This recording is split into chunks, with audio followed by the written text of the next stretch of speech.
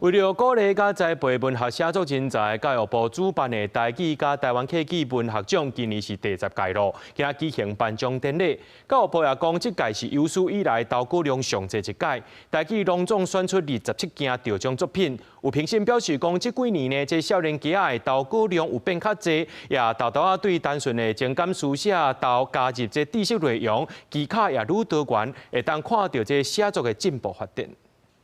伊是伊早的生活，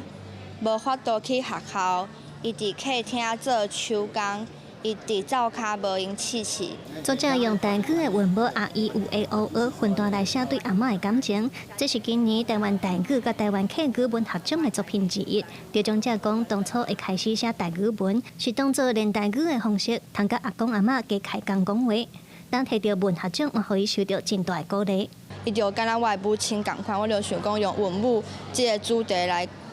甲我對阿嬤的印象，甲伊寫入去這首詩內底。嘛有得獎者，伊家向台南北門倆麻仔的在地產業做寫作題材，除了寫出來人的互動，嘛透過文字記錄倆麻仔的技術。論真講，倆麻仔足辛苦。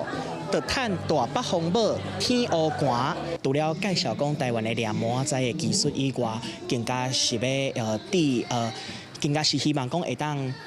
利用這個作品，甲我甲阮阿爸之間的互動，啊，閣有這個過程，甲伊寫，甲伊保留落來安尼。教育部主辦的台灣台語甲台灣客語文學獎已經第10屆，這屆攏總有691件作品投稿，有現代詩、散文甲長篇小說3類，台語攏總有27件得獎作品。有評審表示，這幾年少年家投稿加較濟，嘛豆豆對單純書寫情感，閣加入知識的內容，技巧也愈多元，通看到台語文寫作的進步發展。有人甲迄種掠魚的啦，吼，飼粉鳥的啦，吼，也是有足濟無共面向的知識。攏藏佇內底，我想迄對讀者來講，讀的人來講，伊毋若是會當感受到迄個情感，伊可會當去學到哦，原來這個代誌是安尼哦，以前攏毋知。除了發展台語文學獎，嘛是鼓勵寫作人才真重要的方式。教育部表示，有着文學獎的作品，未來嘛會正做 AI 資料庫的一部分，希望透過台灣的主體文學來進一步開發咱的主權 AI。